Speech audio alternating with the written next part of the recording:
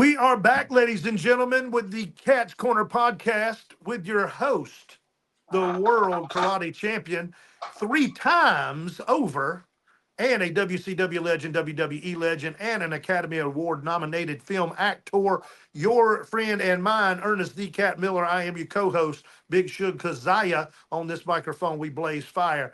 How is it going today, Mr. Cat? Hey, Big Ray, you talking too much and talking too fast, baby. You ain't slick and you ain't fast. You I know am, it man. I now. am. But hey, before we get started, how about a word from our sponsor, Recite? Why you gonna ask me how I'm doing? Then go. Okay, we'll go to the sponsor. We're Recite. Of course, we offer all-inclusive site work. We're Recite. Of course, we have a dynamic site crew. We're Recite. We have secure foundations. We're Recite. Of course, we're good stewards. Recite redefines the way site work is done. Contact us at recite.com. It's re-site.com.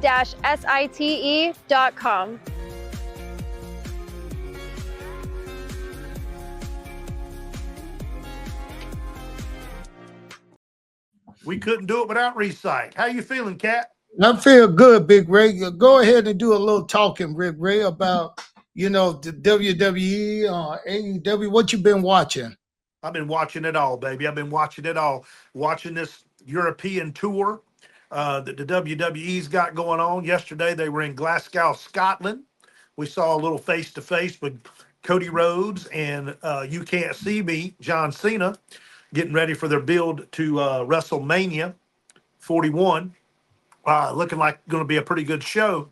I understand you'll be going out there. I'm still trying to figure out if I'm going or not, but I understand you going out there, probably maybe get some press passes and whatnot.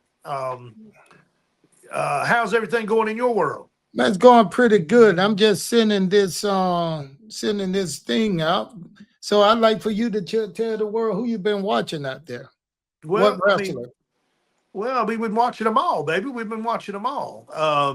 AEW just had their little pay-per-view thing there going on. They had Super Slam Saturday on Collision. That was pretty good. So you not watching any of the product yourself? I don't have time, Big Ray. I don't have time to watch product like that, brother. I'm writing this show. I'm putting this show together. I'm doing, I got Ringside Roast, another show. We got a lot of stuff Mark's going on the mic. I mean, we're everywhere but the electric chair, it seems like. Yeah. How's everybody in the family? Everybody doing good? Everybody doing good, Big Ray. Big Ray. I mean, have you seen anybody out there worthy enough of being going to hold up, man? You just talk, Big Ray. You always want to run your mouth. Run your mouth. Well, I mean, usually we banter back and forth. What are you doing right now that's got your I'm making sure our guests have his invite. He just said he didn't have his invite. So I just want to make sure. You got the email wrong? Yeah. This is when we need our show guy. The Colorado Cody. The email is right. It just, it may take a little while because I sent him the email. It may take a little while for him to get it or something, Well, he is in Germany. So it might take a minute. So it's anyway, instantaneously it happens. You click it on one end, it ends up on the other. Man, bro, you part of the show. You are the co-host. If I can't deal with talk your talk. Let me ask you about Ric Flair. Who was your favorite promoter? My favorite promoter? Yeah. Because my favorite promoter was Jim Crockett. Wait a minute. All the guys that you guys watch, the old school guys, they were one-time promoters, and they was bookers and stuff like that. Who was your favorite wrestler term booker or promoter? Well, I would say my favorite wrestler that turned booker would have to be Dusty Rhodes, because he always booked to keep you on the edge of your seat, baby, because, you're going to pay for the whole seat, but you ain't going to use but the 2 inches at the very end, because I'm going to have you on the edge, baby, of the lightning bolt. See, Every, I don't know. I don't know when to take you serious because every week when Dusty was booking, you had them cliffhangers that would catch you for the next week. And that's what I liked. That's what I liked. I like the cliffhangers, baby. I want to come back the next week. I don't want a conclusion to the story. I want it to keep going. And that's what wrestling is. It's a male soap opera for me.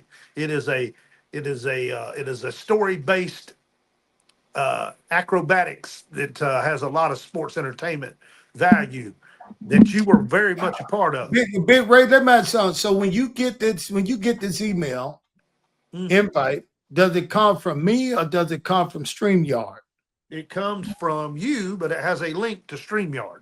Oh, okay. All right. So It says you have an invite from Ernest Miller. yeah, so check and see. I got mine. So let me check and see.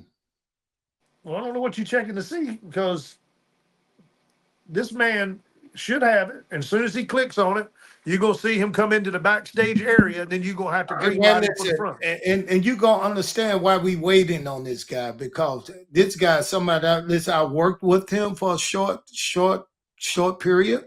He was a great guy. I mean, he was a tough guy. People didn't look at this guy as being tough, but he was actually a tough guy. He said he got it. He was actually a tough guy. He's very tough, very tough. And they were positioning him.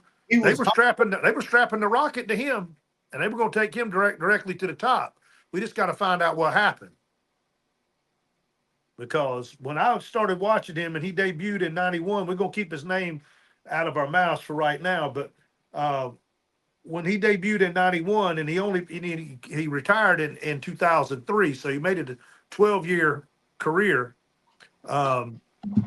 They were really high on this guy when he first started.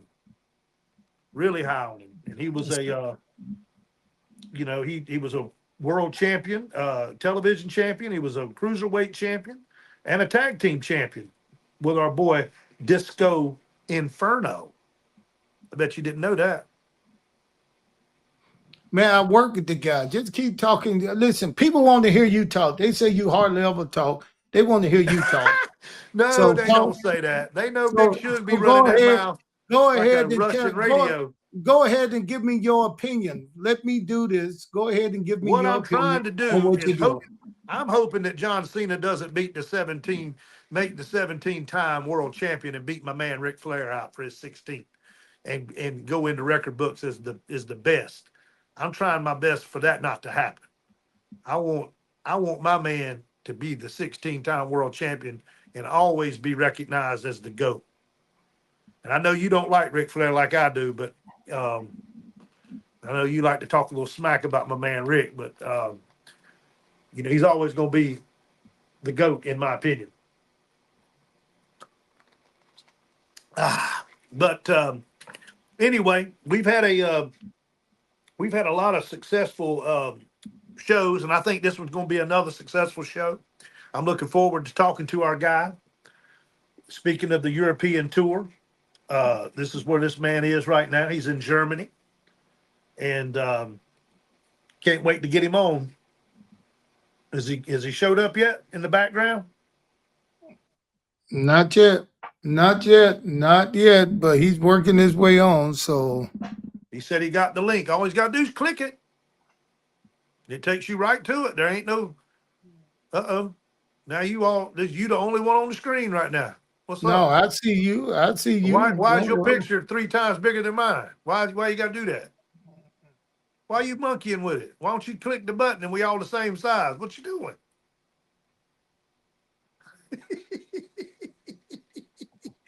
There we go. Now we're all together. Now we're together. I need to have it what we have. Look what you're doing, man. Quit playing. These people are going to tune off. They ain't going to want to do this. Oh, man. Oh, there we go. We got my boy. He's here. So all right, listen, click it, make us all the same size. Listen, we tired of listening to your mouth. Oh, of course. Ray. Now you're tired. We see you could not hold the job down. You can't hold it either. You don't even watch the product. But listen here. we got this guy, man, this guy right here was one of the best guys to work with. He was a great guy. I mean, a great guy. Always had a smile on his face. I'm telling you, I could not wait to have this interview. I'm so happy now. So let's get him on. Let's not wait, bring man. him on. Let's bring Alex Wright. Das Alex Wright in Wunderkind. this place. Let's bring There he Alex is. Wright. Look Hey, at him. Dad, how are you, man? Hey, brother, how you doing? Alex, you know what, bro? You still look the same, man. Well, thank you. You too. Yeah, that boy Hey, still look bald the head.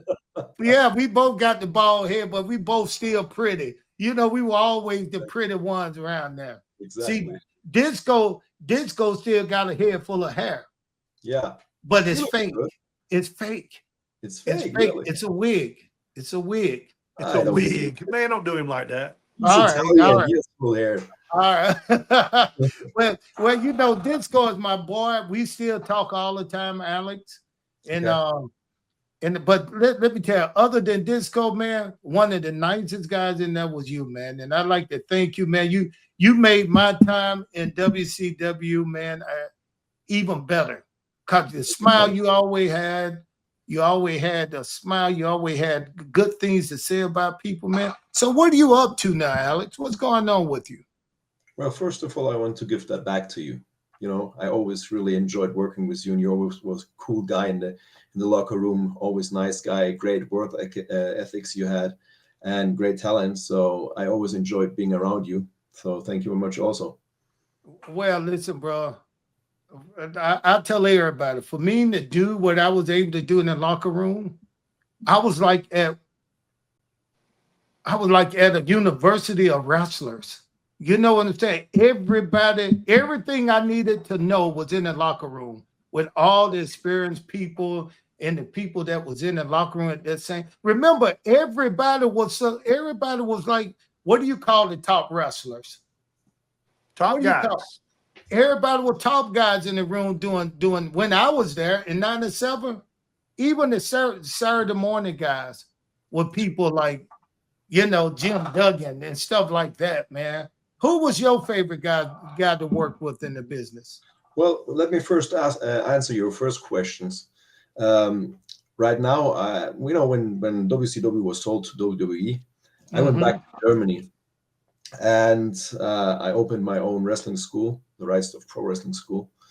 And after a while, I founded my own company, New European Championship Wrestling, and we had shows like every month, and now we're on tour every other month, and I really enjoyed training people, giving something back.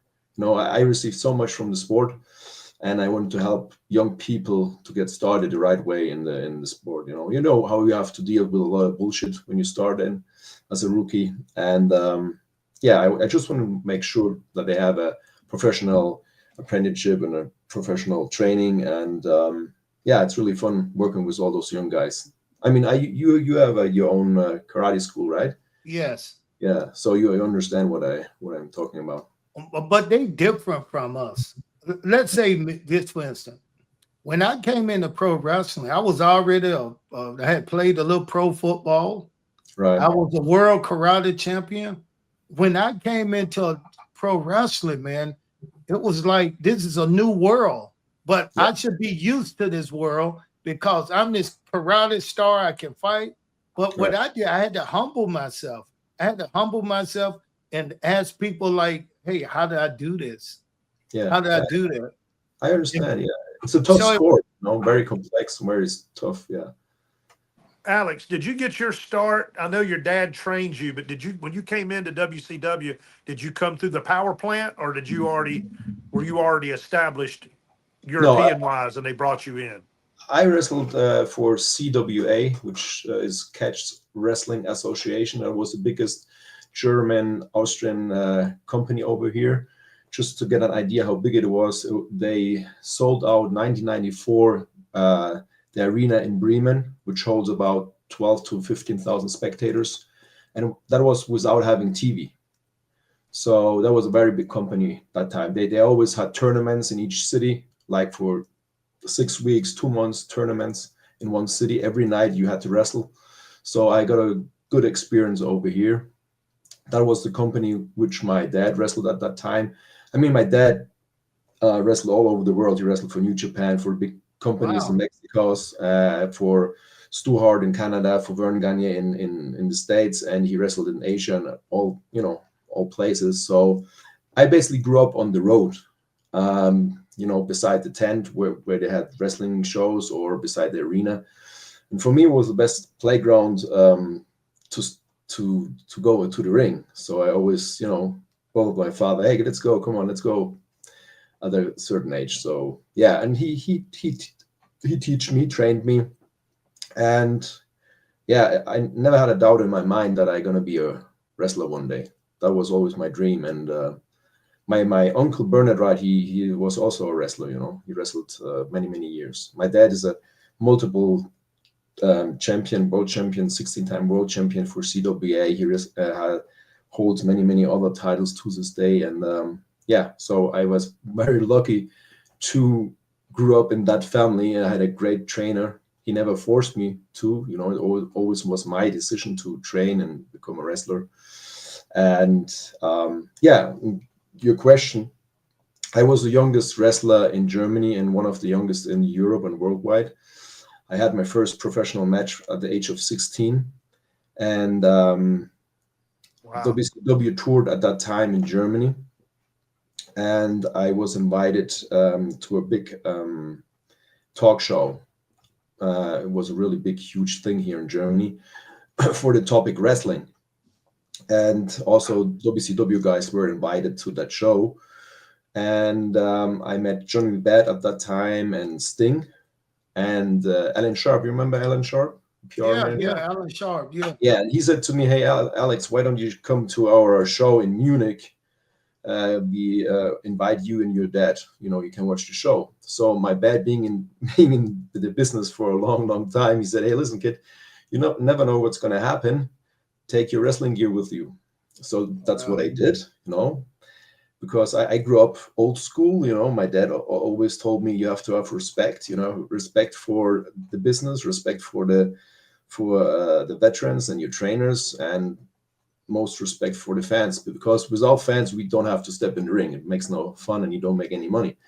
So of course I listened to my dad, being my trainer also, and we went to Munich. And at that day they came up. Actually, Ric Flair was the booker at the time. He said, "Hey, listen, kids, some guy is injured. Would you take his spot?" Well, of course I did. And I wrestled. My first WCW match was against Paul Roma, which was a very, very good match. And after that match, Rick came up to me and said, "Hey, listen, you want to finish the tour with us in Germany?" And I said, "Oh, yeah, sure." For a kid being at that age, it was the biggest thing I, could dream of at that time. And I finished the tour, and apparently they were very satisfied with my performance. That I think they flew in Eric Bischoff. It's a long time ago. Yeah, I think Eric was there at the end of the tour, and both of them offered me a contract. So I had to decide in 1 week if I take that contract and move to the States. And at that time I was 18. I had a fiance at that time also. And I was already had signed a contract with CWA, a 1-year contract. Mm-hmm. So I was like so I had to talk to them first if they let me out of the contract, and yeah, they helped me out. And obviously the WCW money was more than the CWA money, so you were going to go where the big money was. Did you land in Atlanta? No, actually, I wouldn't have done that. I'm a very loyal and very respectful person. So if they would have said no, you'd have honored the contract. I would have honored the contract, and then I would try to go back to WCW. But like I said, they were very helpful, and so I was free. And I'm very thankful to them and grateful that I could take that one-in-a-lifetime chance to go to the States and perform for WCW, one of the best companies in the world. Well, I heard from Eric Bischoff, one of my best friends. That's who got me into it. I heard nothing but good things about you. Eric loved you, man. He talked highly of you every time we talk about you. But I wanted to get to something, man. Yeah, I hear you talking about your dad. I did not know your dad was a wrestler. But what I would like to ask you is, what wrestler would you compare him to? If it was something similar, who would it be? That's tough because he's from a back in the day in the 80s. I mean, he since he wrestled all over the world, his wrestling style was a mix of European and Japanese and Mexican style. I mean, he wrestled the many matches against Tiger Mask, the original Tiger Mask, and he wrestled Wow. against Inoki. So and in Mexico he wrestled a big star. What was his name? I can't remember. But anyway, he was very technical, and compared to him, that's hard because then I would have to find a wrestler from back in the day and from the States, probably. That's what I'm saying. How about two? I'll give you two wrestlers. You can use one technical work and one physical work. Like I look at people like Scott Norton. When I think about tough guys, you Tough remember guy. Scott Norton? He was tough. Yeah. He My was- dad wrestled very solid and very tough. I mean, he had a very high intensity in the ring, and but very technical, like Eddie Guerrero, Okay. stuff like that. Really All right. technical and high flying stuff. And he's not as heavy as I was. His top weight was like about 230 pounds, and I'm now by 295. Oh, You were when? 295. Right now, yeah. Right Oh, now, wow, but you're holding it good. You wasn't 295 when you was in WCW. Well, I was 20 years younger. Yeah.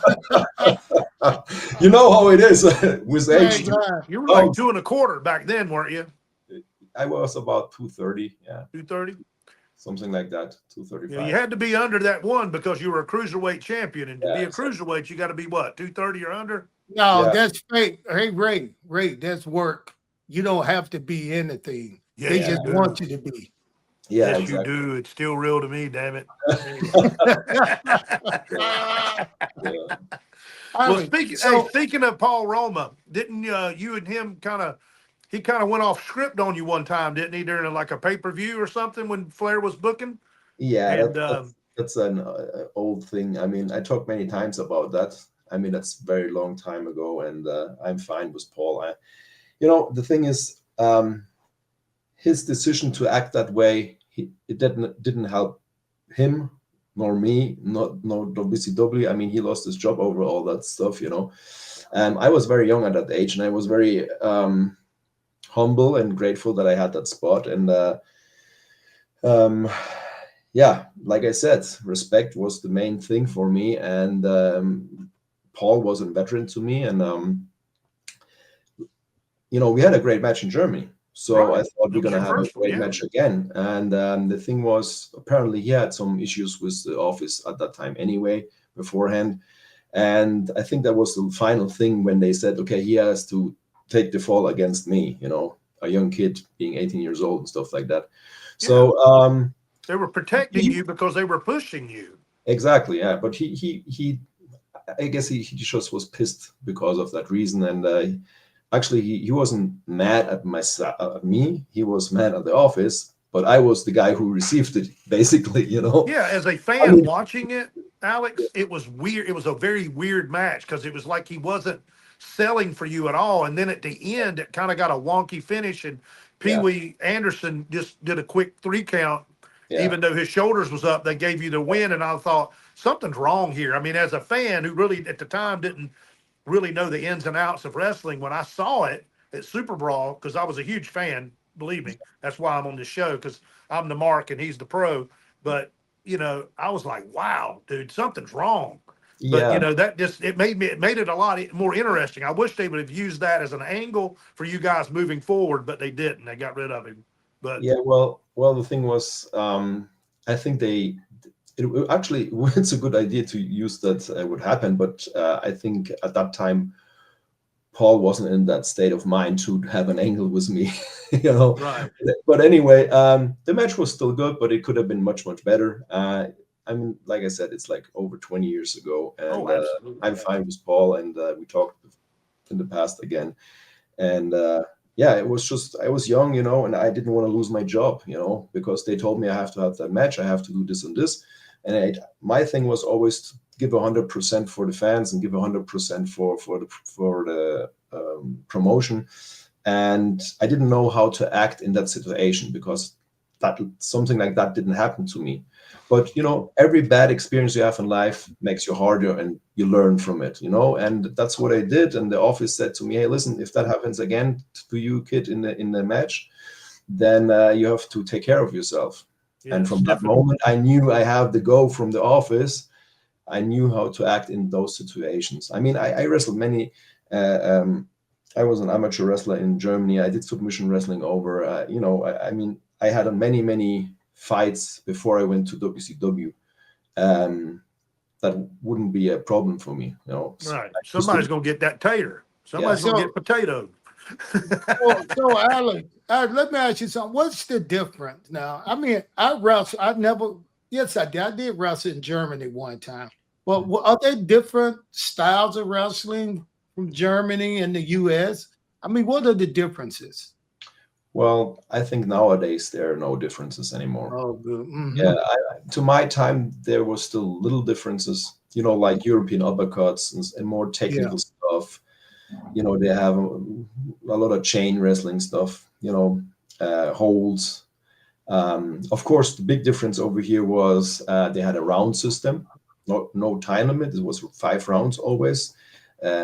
Championship matches had like 10 rounds or 15 rounds. Oh wow. Each round was like 4 or 5 minutes, and you had a half a minute break always between it. So that was a difference. And of course, the referees had more power over here. They could give you penalties. You had a yellow card, red card, like in soccer, you know, Wow. stuff like that. But that's all It's interesting. past. Now it's all Americanized. It's time limit, and it's just the same. You know what? I can't believe that you were just like 16 or 19 when you came to WCW, right? 18, yeah. You were 18.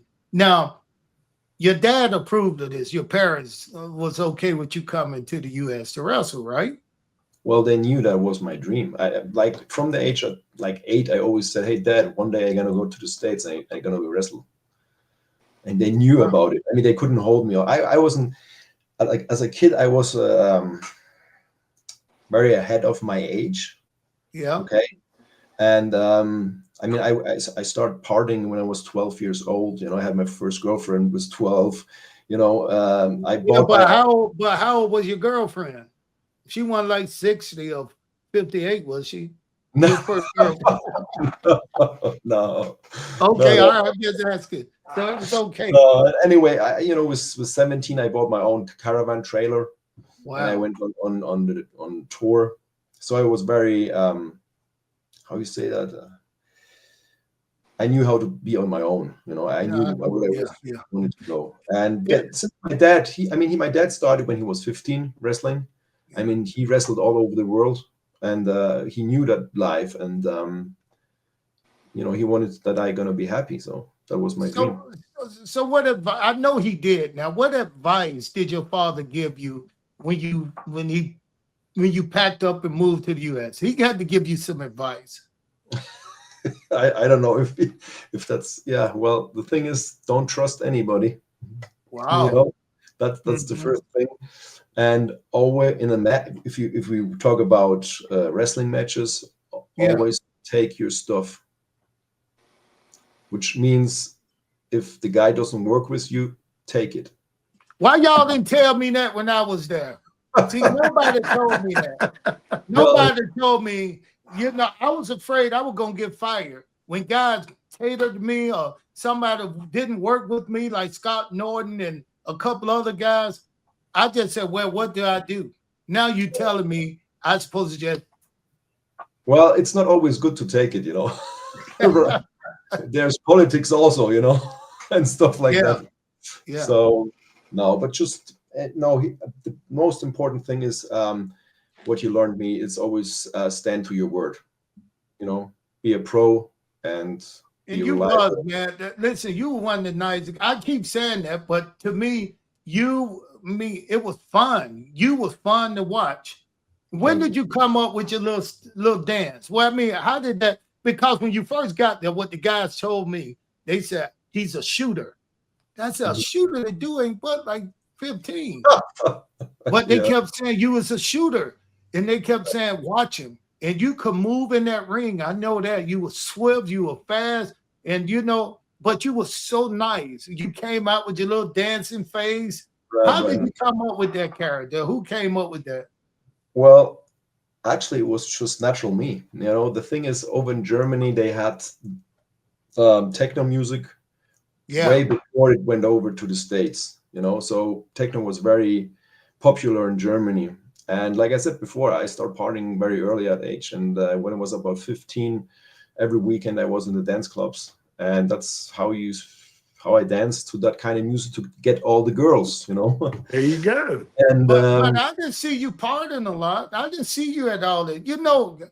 I didn't see you at the bars when we would go out. Where did you go like after work when you was in WCW? Did you party? When did you join WCW? I came in 96 and 97.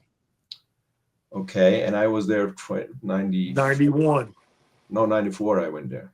I thought you started in 91. And so I had hard party years almost over. I partied a lot at the beginning in WCW. I partied too much, really. I mean, did you? Really bad.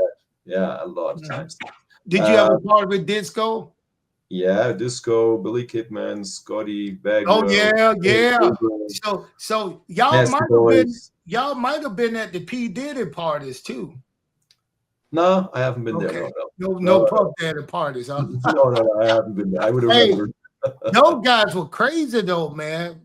Yeah. Billy Kidman, man, he was crazy, man. Yeah, good friend. Yeah, Billy was a great friend. Yeah, or is a great friend. But anyway, I started dancing in dance clubs like that, and in WCW one night we went out after the show. I remember. And I started dancing to the kind of music, and some of the office guys were there, and they said, "Hey, listen, what are you doing there? That's different." And I said, "Well, that's how I dance." And he said, "You have to do that in the ring." I said, "No, I don't want to do that in the ring. It's embarrassing, I mean, I do it for myself, not in front of a million people." And they said, "No, that's different. That's great." And so I did it, and it worked. Actually, it was the best thing for me to get recognized very easily early. And from that moment on, they always forced me to keep doing that. Every time I try to cut it down a little bit in the match, I came back through the curtain, and the agents said to me, "Hey, listen, you have to dance more, not less." Yeah, so it's like I said, it was very good because it's entertaining, and the people still remember me after 20 years still over here. Oh, they love you, man. They love you. On the other hand, it was hard because a lot of hardcore fans didn't look past the dancing and my wrestling abilities. Well, you're not gonna talk about this, but I'm gonna talk about it. People saw you dancing and doing your little dance, and they forgot about that you was a tough guy. Some of the guys did.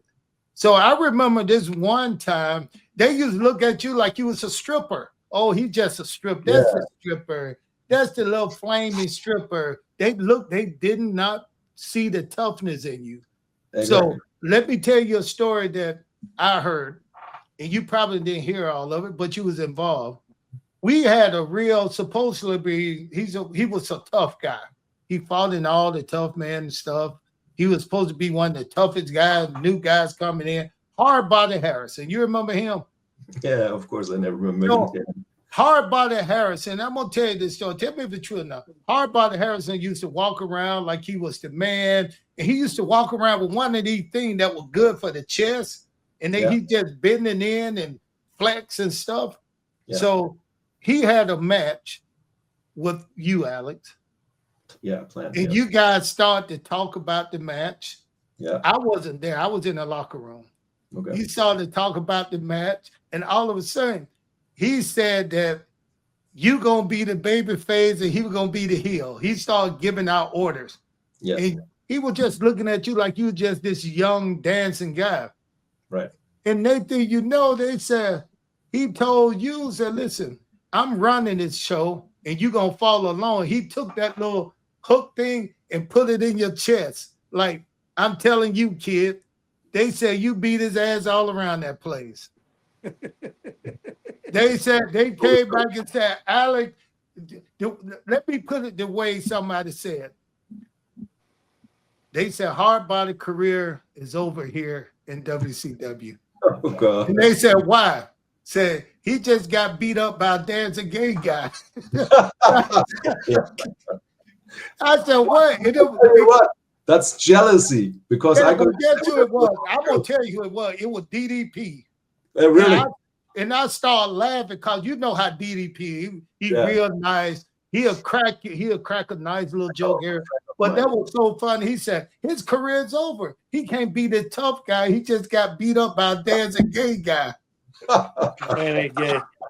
Yeah. But do you remember that fight? Yeah, I remember that fight. It's very sad so if stuff like that happens, you know. Oh Because- man, oh no, that wasn't said. That was fun. He needed it. Yeah, well, some people need it, yes. It's Hey, true. do you know that guy been in jail for 20 years? No, but Yeah. you know, He went to jail for life. He been in that life. really, And just the other day, guess what I got? A text message from him. really. Yeah, I was like, how in the hell? I know he's in jail. Is So he still how in the hell did he text me asking me how to get people into the wrestling business? He wanted a business going on in there. I was really? like, bro, you calling the wrong Is he- number. You need to call Tony Carr. Is he still in jail then? Oh yeah, he got life. Oh, really? He got life in jail. He was doing all kinds of stuff, man. This guy right here, he was kind of smart and he would come up with different things, but he was like his worst enemy, you know? He would do stuff that, like, why? Why are you selling t-shirts that they'll give you? You know, and he was just doing all kinds of stuff. He was going to the wrestling, he'll get to the wrestling school and he'll have people to show up. And he'll tell people that he was running the school. Yeah. I run the school. But anyway, this dude right here, man, just, you know, not everybody turned out to do like what we did. You left the business, and that's what I want to ask you about. I don't think you went over to WWE. No, I didn't, because the thing was, I still had 2 years left on my contract.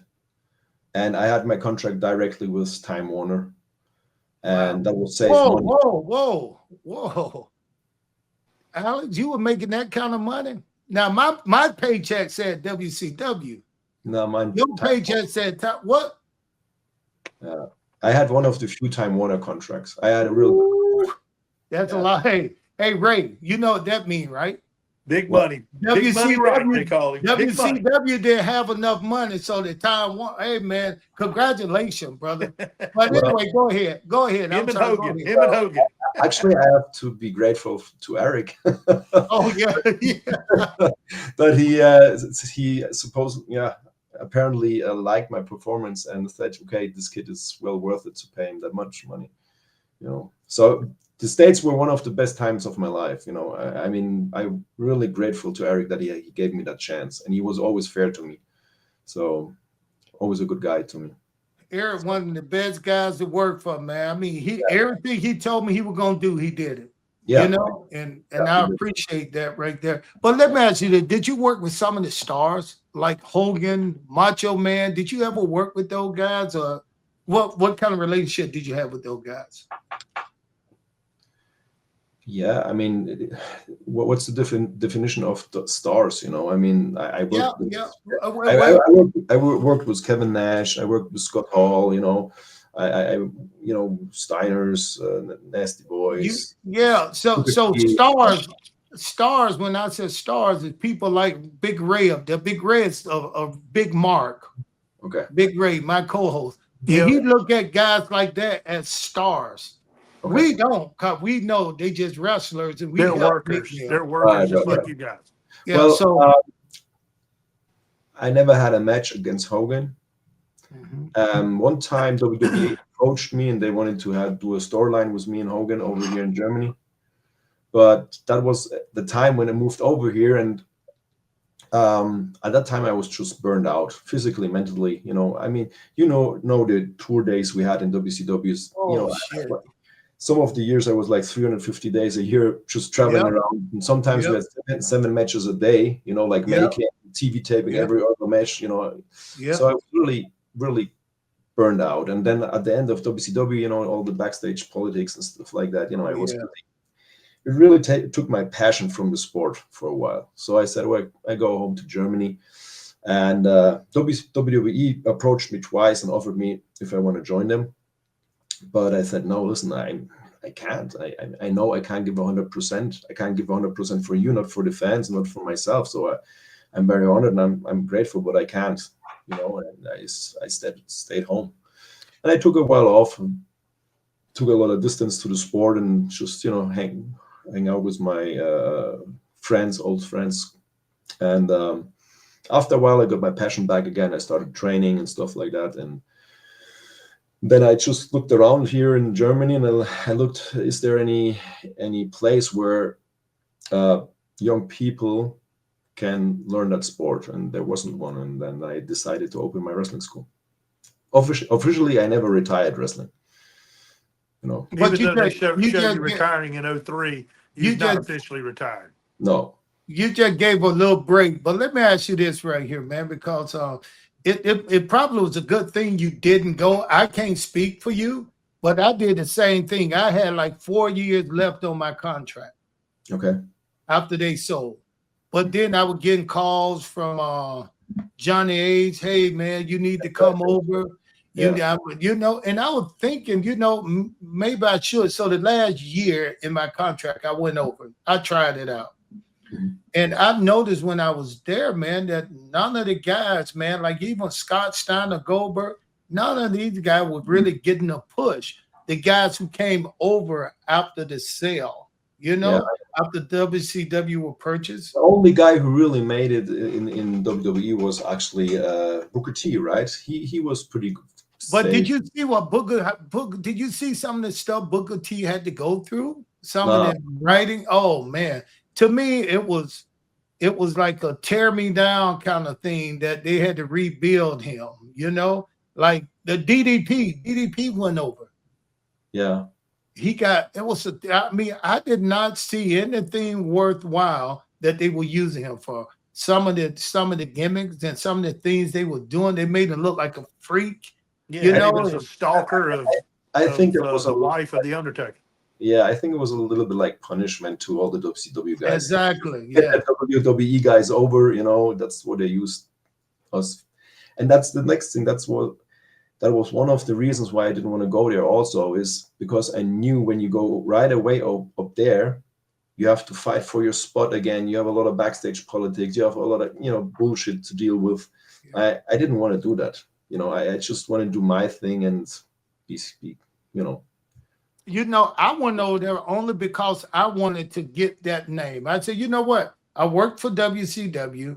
I just want to say I worked for the largest company in the business at that time. That was WWE. So when I went there for that. But I'm going to tell you who had the shortest stay of all. And that was Buff Bagwell. Yeah, I know. I heard stories about that. Buff was only there like 3 days. Yeah. A dark match, then another match, and he was out of there. And they blamed him on his attitude, but I don't think it was his attitude. You worked with Buff a lot, right? Yeah, he helped me a lot when I came over. I mean, at the age of 18, I wasn't able to get a rent-a-car or nothing. So the WCW said, okay, you have to be in whatever, Macon or Kansas or whatever. And I never knew how to get there because I wasn't able to rent the car. So I always had to find somebody. And Mark Merrow was a great guy who helped me out at first. I traveled a lot with him, and Bagwell, and he helped me out. He give me rides and stuff like that. He showed me how to train, how to have your diet, with a lot of protein, stuff like that. And we partied together. That was another thing. When we went out to partying, to the dance clubs, since I was on TV, I was able to get in the club, but I couldn't get any hard liquor. So I had to go to the restroom and Bagwell and all the other guys Whoa, came whoa, over. whoa, whoa. Take it easy now.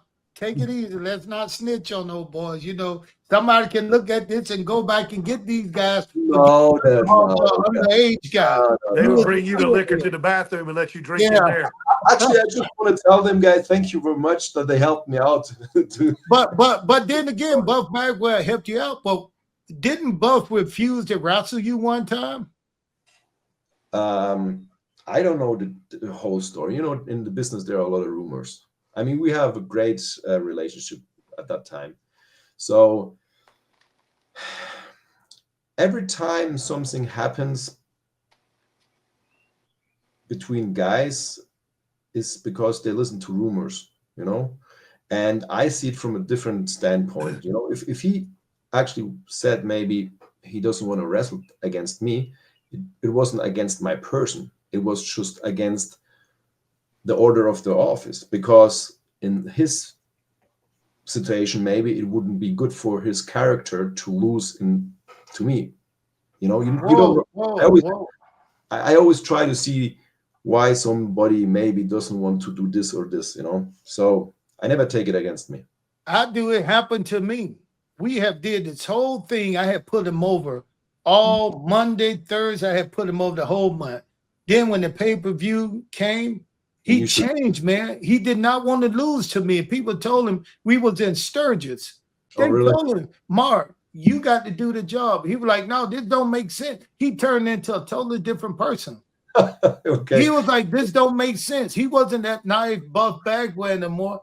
It was just something about him and Alex, losing. then he slapped the shit out of Cat. Hold on. It was just about him and losing. Okay. That this guy did not want to lose. Like it meant something to him to lose. Okay. Well, I never, you know, we never talked about that.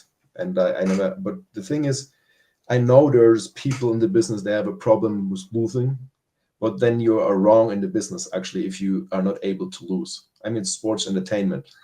Yeah, you know, it's not like a real fight in karate or whatever. It's, you know, if you're a champion, you actually have to be grateful for the guy who lay down for you. Put you over, yeah, put you over. So, and who did you put over? Who was hard that you put over?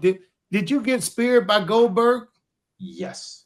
Oh shit! Yeah, I felt my hip like 2 meters behind my back. My hip. He didn't spear you while you were dancing, did he? No, it wasn't a match. Actually, he speared me in disco, I think at the same time in Australia. Oh my goodness. Well, you know, listen, I just remember you. It was something you used to do on the ground that your groundwork was just great. I mean, it was nobody could stop you on the ground. That's what a lot of guys used to talk about in the locker room. Say, hey, man, if he get you down on the ground, he got so many different holes, so many things he know he can do to you on the ground that if you fuck up and make him mad, you in big trouble on the ground. No, so, I was a nice guy. Did you ever shoot on somebody? Yes. Yes. He said yes. I mean, would you wait for me to ask who? Well, do you really want to hear the story now? They're all old. I don't care. Shit, we old now. Okay. We got a new audience, Alex. This is all new to them. I tell you one story. I mean, it happened a few times. It happened, but it shouldn't happen, because then mostly the match is not as good anymore, you know. But at that time, I was wrestling for New Japan, and I was at that night in a 6-man tag, and it was the main event of the night. And they had New Japan had a new guy. He was a like 6'5" guy. I don't know, 350 pounds. He was a former sumo wrestler, and they wanted to give him a push, but he wasn't that good in the ring. And he whipped me in the ring, and he didn't call. And he gave me a big fat boot to the face and almost knocked my head off my shoulders. And I was so pissed, I just took him down. I put a submission hold on him. He was screaming like a little kid. And then the referee came to me and said, "Hey, Alex, it's okay. It's okay." He understood. And that's it. Wow. Yeah. Hey, that's what you have to do. A lot of people wouldn't go that far. I did not want to go that far as far as someone. But when I worked with Scott Norton, he didn't say not one thing. Not one thing I did to. I would kick him. He just slapped it down. I punch, he slapped me down. I dropped to my knee, hit him with a groin technique. He didn't sell that, so that's how I know he's not working with me. Well, yeah. Have you ever been in that position where you just had somebody who did not sell your stuff? Yeah, many times. And then those are the guys you had to do what? I mean, how did you control, or what did you do in that match? Well, it depends. My dad always said, if the guy doesn't sell for you, you don't sell for him either. So if he doesn't sell for you, you don't sell his shit. And if you want to take it further, you just take your shit. Then you make him sell. That's how my dad told me. But it's hard to do stuff that, especially on TV, because then everybody notices. And I didn't want to go that far all the time. But sometimes, it's just adrenaline is rushing, and yeah. But you know who taught me that was Scott Hall. Mm-hmm. Scott Hall was the first one to approach me when I got out the ring from doing that with Scott Norton. First thing he said, if they don't want to work with you, Cat, just get outside the ring and say, hey, I'm not going to work with you if you're not going to work with me. Of course, you can do that also, yeah. Arn Anderson told me, he said, listen, don't you know that stuff for real, Cat? I said, yes. He said, next time you get in the ring with somebody like Scott Norton, they don't want to work for you, make them do it. Right. So I did it. I made them do it. Next time we got in the ring, I asked Eric Bischoff, can I have a match with Scott Norton the next Monday? Eric Bischoff said yes. I got in the ring. I gave him 3 kicks, and I told him the first one, you don't have to sell. The second one, sell a little bit for me. But the third kick, not only are you going to sell it, you need to go down. And he didn't do neither one of them, so I kicked the damn chin off his face. Really? I hit him with a kick, boom, spit teeth and everything out, and he went down. So now everything is good between you guys? Yeah, it is now. It is now. We just talk about it now. We old guys now. We just talk about it now. Okay. But after it was over, he apologized. We apologized. Just work, Alex. Wrestling it's a job to us, and things happen. Cause we was like a traveling family that put on live shows together. Exactly. You have to take care of the health of your opponent. That's the most. Yeah. We did not. I'd never been in a ring with somebody who I just want to break my neck. Right. Yeah. But then again, I never put myself in the hands of somebody. If they did anything with me, I said I can land on my feet no matter what. What they did. You have to watch your back. It's of course. So it goes back to what your dad Steve said. Don't trust anybody. Yeah, exactly. So tell me about your family now. And we ain't gonna keep you on, but what do you have? I know you married, probably. Yeah, I'm still together with my fiancée now, my wife. Yes, it's now 32 years with my wife together. Man, awesome. And I have a son. He's 16. He's doing MMA, and yeah, he's almost as tall as me now, and he's about what's he now? About 200 pounds. What? Yeah. Do you get in the ring and wrestle with him, or you? Yeah, sometimes, but mainly I still do a lot of training matches with my students. That's what I do, and next in May we have a big show coming up. It's called Wrestle Clash over here for my company, and so I'm looking forward to that. So I'm pretty busy doing my school, and it's a lot of fun over here. But let me ask you this: so the days like 96, 97 doing the Monday Night Wars, tell people how much fun that was. We were making money. We were traveling the world together. Tell me about your time. How did you look back, and what do you think about those times? Well, like I said before, the best time of my life, not only being in WCW and performing on national TV and worldwide and stuff like that, and having like 30 million people live, it was just, I was able to live my dream and live my dream to the fullest, being in WCW, traveling all the world, meeting a lot of people, a lot of great wrestlers, learning from all the great wrestlers over there, having matches with them, and learning a lot of new cultures, making good money. and building up fame. And I'm very thankful that I was able to hold 3 WCW titles, cruiserweight tag team and TV title. So yeah, it was unbelievable. I mean, over there in the States, it's like soccer in Germany. Yeah. I mean, you remember, you get recognized everywhere, and you don't have to pay to go in a club. You get drinks, you get presents from people, and so it was great. Yeah, it was a great time. Did you live in Atlanta when you were working with WCW? Yeah, Atlanta, Kennesaw. Did you ever go to the Gold Club? I've been there, yeah. I know how it ended. He said, I know how it ended. Yeah. Well, let me ask you this, Alex, before we get you out of here. Do you watch the product currently? Are you a fan? Do you stay in touch? I watch this not on a regular basis, but I watch it because one of my students actually wrestled for WWE. Oh, really? Yeah. You care to share their name so we can Yeah, follow them too? Yeah, it's Vinny Vici. It's Fabian Eichner, his real name. Oh yeah. It's Yeah, what's his name? Fabian Eichner or Vinny Vici. Vinny Vici. Was he with? He was in that group from Imperium. Okay, yeah. They're kind of pushing him on his own now.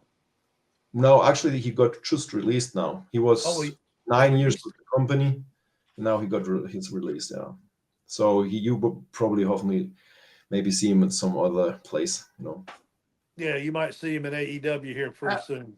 Alex, I got another question for you. What was the worst thing you've seen happen in a match or at a show you was at that happened in the ring? What's the worst thing you've seen? The gross, nasty, pain, hurt. Just what's the worst injury you've seen since you've been in the business wrestling? Actually, the worst thing was when a guy had the skull popped. What? Yeah, that was a guy. I had a show, and I was not active on that show, but there was a guy, and he was a new guy, and I always try to help out the new guys, and he planned with his opponent a spot where the opponent does a plancha from the top corner outside. And I said to him, you know how to take that big move from the top corner? Yeah, I can do that. And I said, okay, sure, okay, you're fine then. Yeah, I'm fine. So the kid catch the guy from the top corner, and that guy really jumped high. I mean, he was really high, and he wasn't a light guy either. I mean, he was at least 225 pounds or whatever, and he jumped, and the kid, instead of catching him, breaking the fall and going like 3-point down to the concrete, he took a bump jumping like in the ring, and he hit with his back of his head the concrete. No. Oh. And the blood come out of his ears, blood out of his nose, blood out of the eyes. He was like shaking. But he lived though, right? He didn't die, didn't he? It took like 15 minutes till the emergency people came. They brought him right in the intensive care, and then he was there for a week, and he survived. And after 9 months, he stepped back in the ring. Oh man! Now let me ask you this then, because I thought you were gonna say Mick Foley, and when he lost his ear. Oh, I was there. Yeah, I was there. He's a crazy guy. I mean, that was in Munich actually. The first night which I wrestled for WCW, he was running around, right? And he said, "Hey, listen, look, I ripped off my ear." What? Yeah. So I mean, what happened with that? Well, the thing was, Vader. Pardon me? What wrestling Vader? Hey, Big Ray, let Alex talk about this. He was there. Well, I can't recall who his opponent was, but they had a spot where he wanted to hook his head between the middle and the top rope and spin and was try to hang, but he didn't realize that those ropes were like steel cable, like in WCW, and in the WWE they have those real ropes, those, what's it called, the word for it, the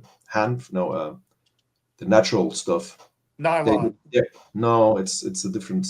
I don't know the word in English now, but anyway, it bends more. It's more flexible in WWE, so you can do spots like that. You can hook the Oh arms. yeah. It doesn't work with steel cable. They just turn and they Cable, hold yeah. it. So he flipped through it, and when he pulled out, they weren't flexible enough, and it just ripped it off. Oh my goodness. Yeah. And he was acting. How was he surprised, or was he Well, injured, hurt? I think I think they finished the match, and the referee took the ear, and then when he was backstage, he actually, it was fun to him. I think. I mean, he was kind of happy, you know. I don't know. He was running around with a smile in the face, and hey, look my ear. Well, listen here, brother. I'm glad I got to talk to you, Alex, man. You look good, man, and I'm glad you're married. And now, how about you physically? How's your body? Any injuries, old injuries, keep preventing you from having great days? Well, you know how it is. We all get older, and of course, the sport. You feel the sport, which you did the past 20 years. I mean, I feel my elbows, my neck, in the morning when you get up, it's a little bit slower than at the age of 20. But no, I feel good. No, it's good. Yeah. Oh, that's I good, can't man. complain. I mean, for that, what my body went through all those years, I'm totally fine. I have a lot of injuries. I had a lot of injuries in the sport. I mean, one injury, remember, where I got blind, where I had a bleeding. Yeah. And Now, then tell us about that. I want to hear about that because I do remember that. What was that again? well, WCW wanted to make me the youngest US champion at that time. And I didn't want to lose that storyline in the spot. And I kept wrestling with concussions. Yeah. I didn't tell the office that I had concussions. And because of the reason I didn't want to lose the spot. And we had a pay-per-view, and then was Monday night Nitro. And in the morning, I felt really, sick and had a really bad headache the whole day. And but I knew that was the build-up to get that title. So I had a match against Prince Iakea that night. Deborah was my manager at the side. And before the match, I really had really bad headaches. I mean, I was sick from headaches. And but I said, well, it's just stress and stuff like that. And I went in the match, and we did that match. And during the match, he gave me an enzugiri kick to the back of the head. And from that moment on, my vision went away and went smaller and smaller and smaller. I kept wrestling. I finished the match, and as soon as I walked back through the curtain, my vision was gone. I was blind. Oh, wow. Then they rushed me to the emergency hospital, and the doctors told me at that night, well, maybe you have to undergo surgery, and we don't know if you ever going to see again. Oh. I was like, the thing was, I was like 22 years old at that time, and 2 days before that, I just bought a house, and I got married to my wife. So the hardest call I ever did in my life actually was when I called my wife laying blind in the hospital and said, hey, listen, I'm blind. I don't know how we're going to continue our life, how it's going to be now. And then they explained to me, because I was wrestling all the time with the concussions, my brain was like swollen, and there was a lot of pressure in it.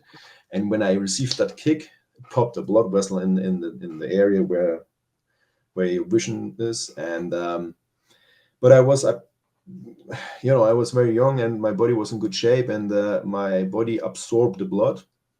And you heal. Thank God. But it was hard. Can you see this? Oh, you mean that one finger? He's back. He's back. He's back. No, but actually, it was really hard because I wasn't allowed to move for 1 week in the hospital. Nothing, not even my head.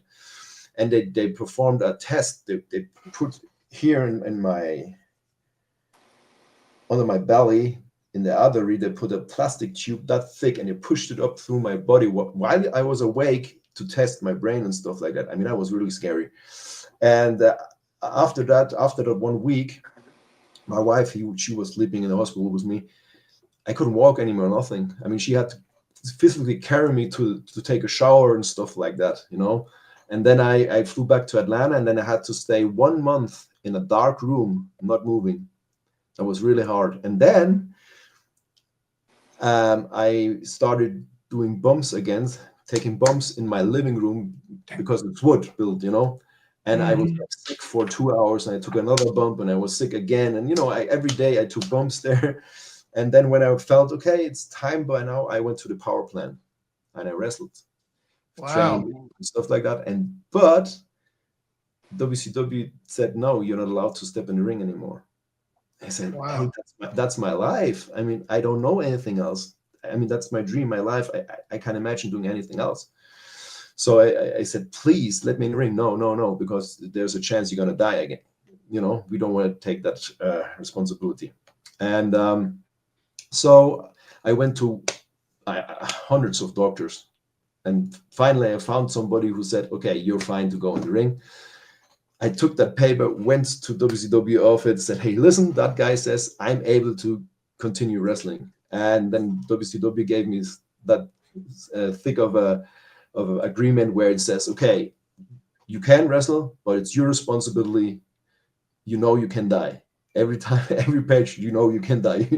I said, I just signed it and said, okay, from that moment on. And then I just continued many years in WCW.